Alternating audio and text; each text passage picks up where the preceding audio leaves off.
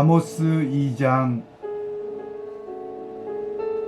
여호와께서 이와 같이 말씀하시되 모압의 서너 가지 죄로 말미암아 내가 그 벌을 돌이키지 아니하리니 이는 그가 에돔 왕의 뼈를 불살라 죄를 만들었음이라. 내가 모압에 불을 보내리니 그라옳 궁궐들을 사르리라. 모압이 요란함과 외침과 나팔 소리 중에서 죽을 것이라. 내가 그 중에서 재판장을 멸하며 지도자들을 그와 함께 죽이리라. 여호와께서 말씀하시니라. 여호와께서 이와 같이 말씀하시되 유다의 서너 가지 죄로 말미암아 내가 그 벌을 돌이키지 아니하리니 이는 그들이 여호와의 율법을 멸시하며 그 율례를 지키지 아니하고 그 조상들이 따라가던 거짓 것에 미혹되었음이라. 내가 유다에 불을 보내리니 예루살렘의 궁궐들을 사르리라. 여호와께서 이와 같이 말씀하시되 이스라엘의 서너 가지 죄로 말미암아 내가 그 벌을 돌이키지 아니하리니 이는 그들이 은을 받고 의인을 팔며 신 한 켤레를 받고 가난한 자를 팔며 힘없는 자의 머리를 티끌 먼지 속에 발로 밟고 연약한 자의 길을 굽게 하며 아버지와 아들이 한 젊은 여인에게 다녀서 내 거룩한 이름을 더럽히며 모든 제단 옆에서 전당 잡은 옷 위에 누우며 그들의 신전에서 벌금으로 얻은 포도주를 마심이니라. 내가 아모리 사람을 그들 앞에서 멸하였나니 그 키는 백향목 높이와 같고 강하기는 상수리 나무 같으나 내가 그 위의 열매와 그 아래의 뿌리를 진멸하였느니라. 내가 너희를 애굽 땅에서 이끌어내어 40년 동안 광야에서 인도하고 아모리 사람의 땅을 너희가 차지하게 하였고 또 너희 아들 중에서 선지자를 너희 청년 중에서 나시린을 일으켰나니 이스라엘 자손들아 과연 그렇지 아니하냐. 이는 여호와의 말씀이니라. 그러나 너희가 나실 사람으로 포도주를 마시게 하며 또 선지자에게 명령하여 예언하지 말라 하였느니라. 보라, 곡식단을 가득히 실은 수레가 흙을 누름같이 내가 너희를 누르리니 빨리 다름박질하는 자도 도망할 수 없으며 강한 자도 자기 힘을 낼 수 없으며 용사도 자기 목숨을 구할 수 없으며 활을 가진 자도 설 수 없으며 발이 빠른 자도 피할 수 없으며 말 타는 자도 자기 목숨을 구할 수 없고 용사 가운데 그 마음이 굳센 자도 그날에는 벌거벗고 도망하리라. 여호와의 말씀이니라. 오늘 말씀은 나시린의 삶으로의 회복이라는 제목으로 함께 말씀을 나누겠습니다. 아모스는 하나님에 대한 심판에 대한 이야기를 하지만 사실은 그들이 단순하게 심판에 대한 메시지로 끝나는 것이 아니라 하나님의 심판이 이렇게 올 것이기에 너희는 회개하고 믿음의 사람으로 하나님을 의지함으로 돌아와라, 이런 메시지가 되어질 것입니다. 그래서 보통 성경에 나와 있는 선지서들을 보면 다 심판에 대한 메시지입니다. 그 심판의 메시지 속에서 되어지는 것은 여호와의 날을 바라보고 또 회복될 나라를 바라보고 너희가 믿음으로 서야 된다, 이런 희망이 함께 담겨져 있습니다. 그러니까 하나님의 징계나 심판의 양면성이 있는데 그것은 또 다른 측면은 온전한 믿음으로 서 있는 이들에게는 구원에 있고, 그렇지 않고 지금 여전히 그 모습으로 살아가면 하나님의 심판이 있을 것이다 라는 메시지를 주고 있습니다. 오늘 먼저 1절에서 3절에서는 모압에 대한 심판을 이야기합니다. 그러면 우리가 이런 생각을 할 수 있습니다. 여기에 보면 모압 족속이나 다른 족속 이방 민족에 대한 심판으로 이해를 할 수 있습니다. 그런데 모압이라고 하는 족속은 사실 아브라함의 조카였던 롯의 후손입니다. 그러니까 다른 사람들이 아니지요. 우리는 자꾸만 국소주의적인 사고를 좀 갖습니다. 그게 이스라엘 백성들의 지금 모습인데 무엇이냐면 유대인들만, 이스라엘 백성들만 구원받고 다른 백성은 하나님 버리셨다, 이 시각이 너무 강한 것 같아요. 그런데 그렇지 않습니다. 창세기의 말씀에도 보면 그럴 것 같으면 이방 민족들에 대한 역사를 기록하지 않고 이스라엘 백성의 역사만 기록해야 되는데 하나님의 역사는 그렇지 않습니다. 그래서 이 모압 족속도 아브라함을 따라서 왔던 조카 롯의 모습이었기 때문에 바로 그 족속이기 때문에 그들 또한 믿음의 사람으로 서 있어야 되는데 그렇지 아니했음에 대한 하나님의 심판의 역사가 있음을 말씀하고 있는 겁니다. 그러니까 보통은 복음에 대한 이야기를 할 때 원심력과 구심력이라고 이야기합니다. 원심력이라고 하는 것은 멀리 퍼져나가는 겁니다.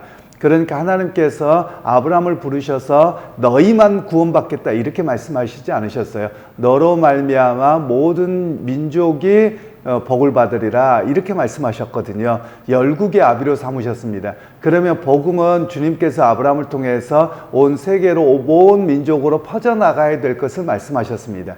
그런데 이스라엘 백성들은 이런 퍼져나가는 원심력이 아니라 다 필요 없고 우리만 이렇게 구심력으로 가버린 것이 그들의 문제였습니다.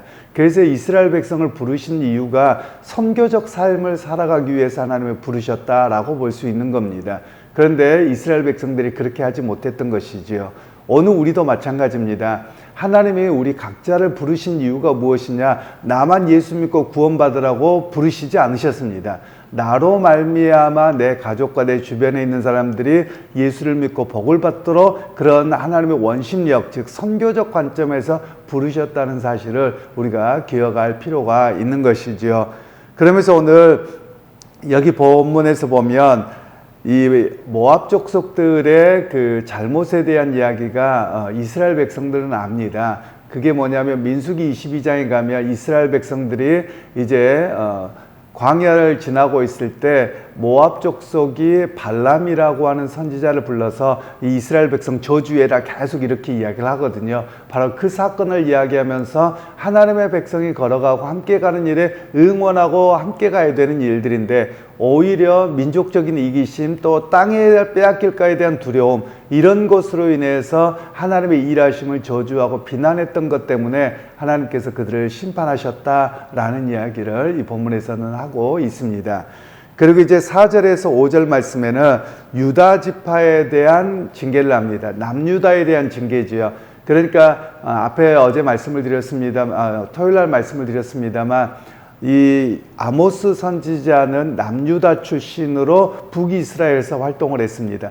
그런데 하나님께서 남유다는 그러면 다윗 왕가를 이었으니까 그대로 놓아두시느냐? 그렇지 아니하다는 겁니다. 남유다도 하나님을 떠난 그 거짓된 모습에 대해서 하나님이 심판을 하신다라는 메시지를 전하고 있습니다. 그러면서 그들은 율법을 지키지 않고 율례를 지키지 아니하며 또한 조상들을 따라가던 거짓 것에 미혹되었다라고 말씀합니다. 이때 왕의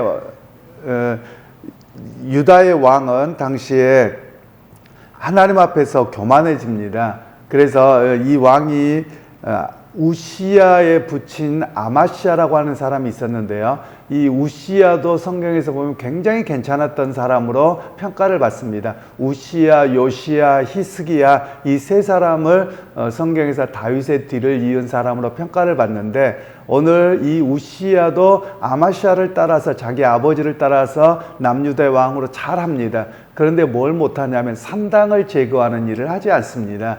산당이라고 하는 것은 지방에서 흩어져 있는 제단들을 이야기합니다. 그런데 이것이 하나님을 찾는 것으로 바로 가면 좋은데 그 산당이 되어지는 것이 결국은 신앙의 왜곡이 일어납니다. 무당 종교처럼 그렇게 세상의 영향을 받는 겁니다. 그런 면에서 산당을 제거하지 아니함으로 인해서 모두가 우상 숭배, 즉 자기 멋대로 하나님을 섬기는 그런 모습으로 전락하고 있어서 바로 그에 대한 하나님의 징계적 심판이 있음을 이야기를 하고 있는 겁니다. 제가 전에도 말씀을 드렸습니다만 우리 한국교회가 예배당을 성전이라고 쓰는 것이 굉장히 잘못됐다라고 이야기를 하고 있는데요. 만일 그 구약적인 배경에서 보면 우리는 다 산당에 불과해 버리는 겁니다. 왜냐하면 성전은 예루살렘 성전만 있는 것이지 다른 성전을 절대 인정하지 않습니다. 그러면 만일 우리가 이 예배당을 자꾸 성전 그러면 예루살렘의 본성전 놔두고 나머지는 다 산당이거든요. 그런 식으로 인식을 하게 된다면 이 산당이라는 용어는 잘못되어져 있는 것이지요. 우리가 성전이라고 쓰는 것은 잘못이지요. 그런 면에서 오늘 우리가 신앙의 모습이 어떠한가를 잘 구분할 필요가 있습니다. 즉 산당들을 세웠을 때 문제가 무엇이냐면 하나님을 찾고 제사 드렸으니까 괜찮지 않느냐 이렇게 사람들은 이야기를 할 겁니다. 그런데 하나님은 인정하지 않으셨어요. 그 이유가 무엇이냐면 바로 중앙성소법이라고 하는데요. 그런데 예루살렘을 중심으로 해서 하나님의 제사와 하나님이 세우신 규례가 있는데 산당들에서는 자기 멋대로입니다. 하나님을 섬긴다고 하면서도 하나님이 세우신 법을 따라서 예배하고 있지 않았기 때문에 그 산당들에 대한 제거 말씀이 나오는 것이죠. 오늘 우리에게도 마찬가지입니다. 그래서 성경을 잘 알아야 됩니다. 성경을 너무나도 몰라서 한국 우리 사회가 하나님을 내 맘대로 섬깁니다. 내 맘대로 믿습니다. 그러다 보니까 우리의 신앙이 다 왜곡되고 우상의 모습이 되어버렸다라는 것을 이야기합니다. 아마도 유다 백성들이나 이스라엘 백성들에게 너희들 우상 섬겼다 그러면 우리 우상 안 섬겼어요. 하나님을 제사했어요. 맨날 이렇게 이야기를 할 겁니다. 그런데 하나님의 관점은 너희에게 가르쳐준 말씀과 율례를 따라서 나를 예배하고 너의 마음의 할례가 이루어져야 되는데 그렇지 않았기 때문에 너희가 거짓으로 섬긴 것이다. 하나님은 그렇게 평가하고 있다라는 말씀을 우리에게도 동일하게 적용되어지겠습니다. 그리고 이제 6절에서 8절 말씀에는 이스라엘에 대한 심판입니다. 즉 북이스라엘은 어떻게 했느냐, 이때가 여로보암 2세 때 강대한 국가였습니다. 그런데 너희들이 어떻게 하느냐, 사회적인 약자들을 돌보지 아니하고 또 사람들을 팔아서 신발 한 켤레에 그냥 술 사 먹고 그럴 정도로 너희의 타락의 모습이다. 너희들은 예배는 하나님 앞에 제사를 드린다고는 하지만 실상 삶의 예배가 없었다라는 것을 이야기합니다. 그러면 삶의 예배가 무엇이냐? 하나님의 법이 사회 속에서 공정하게 집행되어지는 겁니다. 그러면 그 내용이 무엇이냐? 십계명에서도 내 이웃을 내 몸과 같이 사랑하라 라고 말씀하셨죠. 그에 따라서 보면 함께 살아가는 사람들의 고통과 아픔을 모른 척하지 아니하고 즐거워하지 아니하고 그들이 거기에서 벗어날 수 있도록 사회적 도움들과 이런 관계가 있는 것이 바로 삶의 예배인데 너희는 그렇게 하지 아니하였다라고 말씀하는 겁니다. 그런 면에서 오늘날 우리 한국 교회가 잘하고 있는 부분들이 있습니다. 성탄절이나 또는 연말이 되면 우리 주변에 어려운 이웃들을 돕는 역할들을 하는 것이죠. 바로 이것이 삶의 예배라고 말하는 것입니다. 즉 꼭 이때만이 아니더라도 자기 개인에게서 또는 교회가 주변을 향해서 열어서 섬기는 모습들이 바로 삶의 예배로 나가는 모습이어야 함을 이야기합니다. 바로 이것이 없었을 때, 그리고 오히려 기득권과 부와 이런 것을 위해서 사람들을 억압하고 차별하고 하는 것을 함께하는 것, 하나님이 심판하실 내용들입니다. 오히려 교회가 해야 될 일들은 어렵고 힘든 자들의 입장에 서서 그들이 사회적으로 낙오되지 않고 어려움 당하지 않도록 돕는 역할들을 해야 됩니다. 바로 북이스라엘이 그것을 하지 않아서 하나님이 심판하시겠다 하는 내용이 이 본문에서 나오는 일입니다. 그리고 이제 10절에서 12절 말씀에는 하나님께서 이스라엘 자손들을 어떻게 하셨느냐, 광야에 그들을 출애굽시키셔서 광야에서 40년 동안을 지키셨고 또 아모리 족속의 땅을 차지하도록 그들에게 가나안 땅을 주셨다라는 것을 말씀하고 있습니다. 그러면서 그들 가운데 하나님 앞에 나시린의 삶이 있습니다. 나시린은 제사장이 아닙니다. 그냥 12지파 중에서 나는 하나님의 백성으로 하나님의 성전과 또 거룩함으로 삶의 자리에서 살아드리겠습니다 라고 하는 것을 나시린의 규례라고 합니다. 대표적인 사람이 삼손이었죠. 그런데 삼손은 유다지파가 아닙니다. 또 레위지파가 아니었습니다. 그럼에도 불구하고 삼손은 그렇게 살아갔는데 나중에 타락하지요. 그래서 나시린의 규례는 머리에 삭도를 대지 않고 또 포도로 만든 것을 먹지 않는, 그러니까 발효된 음식을 먹지 않고 살아갑니다. 이런 의미를 갖고 있는 것이 나시린의 규례였습니다. 그러니까 세상에서 살아가면서 자기는 옷과 여러 가지가 다 다른 겁니다. 그렇게 다르게 살아감으로 인해서 나는 하나님께 드려진 사람입니다. 그러면서 세상 사람들에게, 즉 자기 집안의 사람들에게 여러분들도 그렇게 살지 못하더라도 하나님의 백성으로 살아가야 되는 어떤 빛과 같은 역할을 감당하는 사람들이 나시린이었습니다. 그래서 이 나시린의 규례는 실제로 그의 평생일 수도 있고 아니면 어느 기간만 정해놓고도 나시린을 삶을 살았던 삶입니다. 그런데 북이스라엘에서 어떤 일이 있었느냐, 이 나시린의 규례를 가진 사람들을 꼬시는 겁니다. 그래서 술도 마시게 하고 그리고 그 규례를 자꾸 깨뜨리게 하는 거예요. 그러면서 괜찮다라고 이야기를 하는 것이죠. 그에 대해서 하나님께서 심판하시겠다라는 것을 말씀하는 겁니다. 이 나시린의 규례를 우리는 조금 잘 이해할 필요가 있습니다. 왜 그러냐면 우리 개신교가 시작되어질 때, 그리고 미국의 청교도들이 건너갈 때 우리 그리스도인들이 어떻게 삶을 살아가야 되느냐라고 할 때 이 나시린의 규례를 따라서 우리가 청교도로 살아갑시다 라고 이야기를 하는 겁니다. 우리가 이렇게도 설명하면 됩니다. 일반적으로 외국에 있는 유럽이나 미국 쪽에 있는 교인들 다 그렇지는 않겠습니다만 술, 담배 문제에서 자유롭습니다. 그들은 술, 담배를 합니다. 그런데 우리 한국 교회도 그렇고 특별히 이렇게 구교회에서 개신교가 되어질 때 영국을 중심으로 해서 네덜란드나 이런 나라들이 과연 우리의 신앙의 기준을 어떻게 살아갈 것이냐를 결정할 때 그들은 세속주의적인 요소를 잘라냅니다. 그러면서 나시린들의 삶을 그들이 성경을 통해서 보면서 우리가 술, 담배를 금하고 그리고 세상에서도 하나님의 백성으로 거룩함으로 살아가자라고 해서 우리의 신앙의 기준을 나시린으로 삼습니다. 그래서 초대 우리 개신교 신자들은 세상 사람들이 보기에 복장도 달랐습니다. 그리고 그들이 살아가는 삶의 환경도 달라서 오히려 술집이나 바나 뭐 이런 데를 가지 않고 가족을 건강하게 지키고 자신의 삶을 거룩하게 지켰던 사람들이 바로 우리 개신교의 신앙의 선배들입니다. 바로 그들의 삶의 모델이 나시린이었다라는 말씀이지요. 그런 의미에서 오늘 우리도 여전히 마찬가지입니다. 우리 그리스도인들은 나시린과 같은 삶이 되어야만 합니다. 왜 그러냐면 나시린은 내가 하나님께 바쳐진 사람이다, 하나님 앞에 거룩으로 살아간다, 이런 의미를 가지고 있었거든요. 그래서 오늘 우리 그리스도인들은 어떻게 살아가는 일이냐, 하나님 앞에 거룩함으로 구별됨으로 살아가야 됨을 이야기합니다. 보통 거룩이라는 말은 구별되었다라는 의미로 사용됩니다. 즉 하나님께로부터 구별되었다라는 것이죠. 그러니까 세상과 다른 모습입니다. 우리가 세상에 살아가고 있지만 세상 속에서 소금과 빛의 역할로 살아가야 됩니다. 이것이 바로 나시린의 거룩한 자의 삶이라고 할 수 있는 것이지요.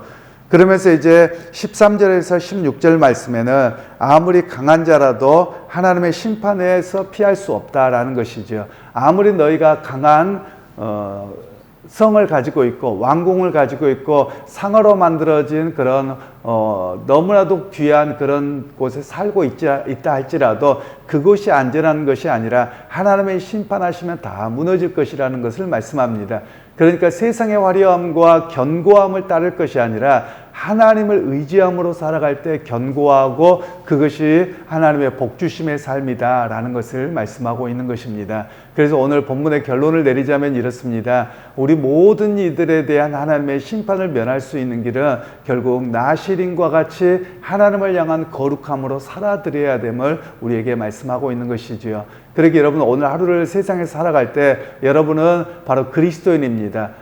구약 성경의 나시린과 같이 하나님을 향해서 구별된 사람입니다. 그러기 여러분의 말도 구별되어야 되고요, 행동하는 것 구별되어야 되고, 먹는 것은 우리가 규제가 없겠습니다만 그냥 술, 담배나 이런 일들, 그리고 우리의 속 사람들이 구별된 사람으로 살아가야 되는 모습을 우리에게 말씀합니다. 그래서 오늘 하루의 삶 속에서도 하나님께 구별된 사람으로 살아드리는, 또 세상에서 소금과 빛으로 여러분이 살아드리는 그런 하루의 삶이 되기를 주님의 이름으로 축원합니다.